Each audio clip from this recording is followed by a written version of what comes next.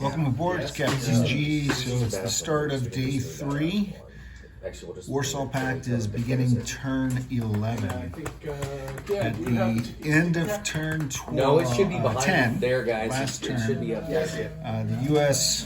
fleet destroyed the Soviet Pacific Fleet off Guam. Surviving Soviets retreated to defend the Philippines. Our target in that attack was trying to get these 3 amphibious assault ships.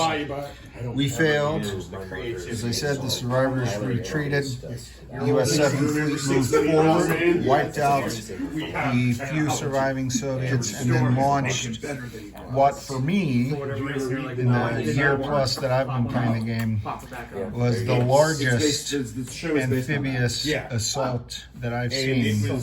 6 Marines, 3 helicopter units, 2 air cabs, 1 attack helicopter, and I think 4 airborne plus a myriad of cruise missiles, attack bombers, air superiority fighters. It was a bloodbath. It was a big battle because we had built up on the Philippines, but they have now fallen. So what that means is the door to Southeast Asia is open. Oh, I got the wrong thing. And the U.S. can move in and start liberating Singapore, Malaysia, Thailand at their leisure, which gives them victory points and takes money away from the Soviets. At the same time that our fleet was dying in the Pacific, we had sent this force into China here and took the zone. I can't say that Guangxi. In doing so, we destroyed the Chinese SSBN, but China counterattacked, emptying the surrounding zones, counterattacked, killed the surviving Soviet airborne and air cav. All the Marines had died, and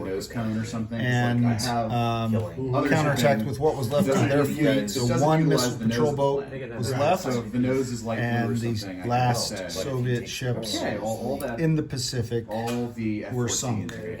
Now, having said that, you might ask, gee, Captain G, why do you have a frigate off the coast of Vladivostok?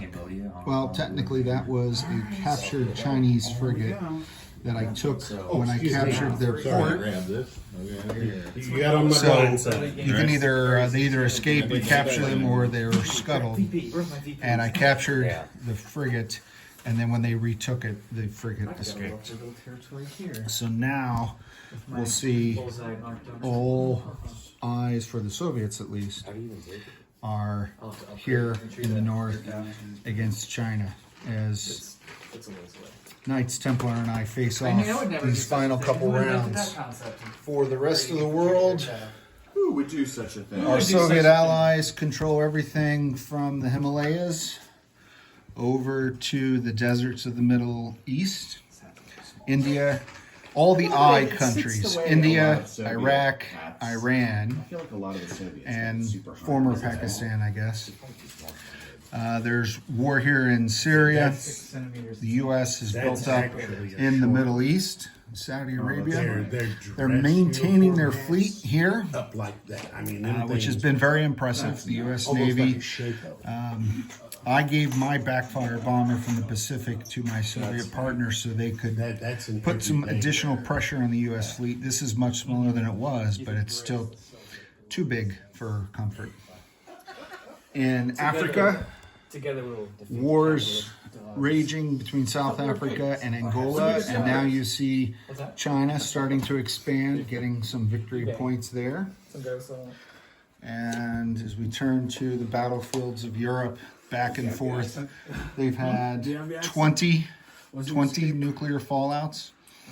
And it's Warsaw Pact's turn, and I think he's waiting for me to finish. So I'm going to end now and turn it over to my ally, Ozark Outposts. It's Captain G, over and out.